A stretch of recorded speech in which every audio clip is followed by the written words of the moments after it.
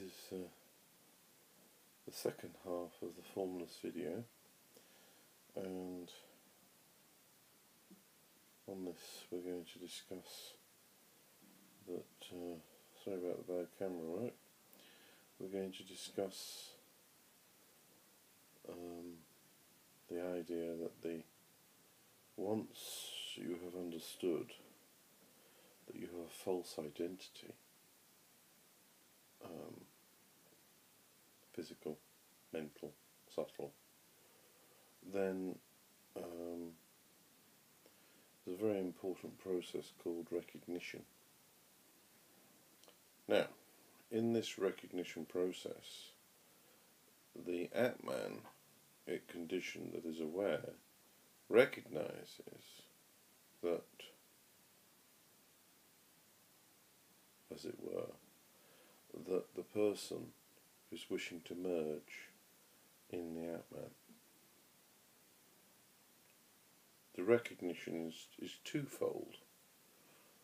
The ignorance beginning to recognize the fact that it is ignorant, and the Atmanic condition recognizing the fact that the awareness is beginning to want to be awoken within the ignorance. This is a very complicated issue, and I probably will not be able to explain it as well as it should be explained, but I shall try nonetheless. The point is, the main, absolutely important point for those wishing to merge in the Atmanic condition and is to understand that they have generated a false identity of themselves, and to trace back this identity to the formless nature. Formless in state of existence, but not formless, not having any awareness. It has awareness, the Atmanic condition. So, once the person begins to recognize that they are ignorant, this recognition process is already taking place. Every second of every day, a person says, I am doing this, I am doing that, I am old, I am young, I am driving a car. That's the recognition process.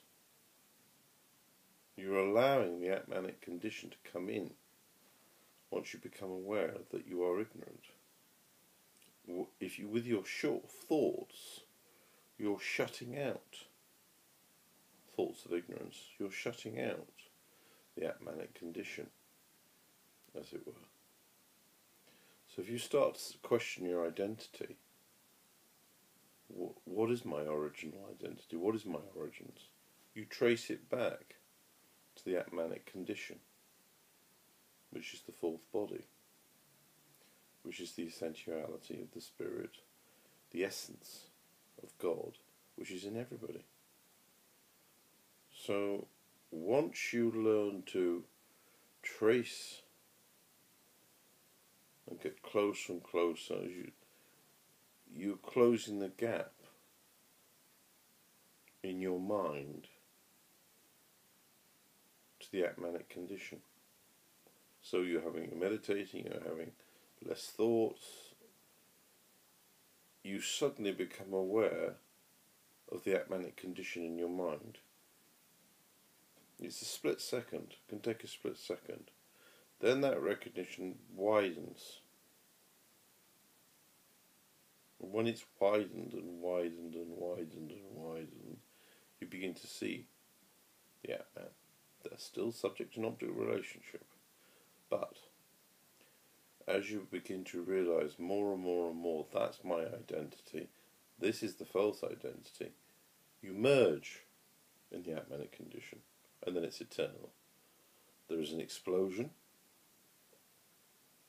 and the explosion renders the mind Atmanic. Mind becomes Atmanic eternally. You're no longer the mind. you are the object. This is very hard to understand, very hard to believe for those in ignorance that these saints are having this condition, but this is what it is. This is the condition of the Atmanic: eternal awareness, bliss, knowledge, power. This is the condition we're in, and we don't have thoughts like normal people. They are reactions. They are Atmanic focuses, extensions of explanation of the Atmanic condition. There are no thoughts. One is permanently in what the Indians call Nirvikalpa Samadhi. Buddhists call it Nirvana. The Muslims call it merging with God. Christians call it Unica Mystica. And in that condition, there is a perfect bliss and union.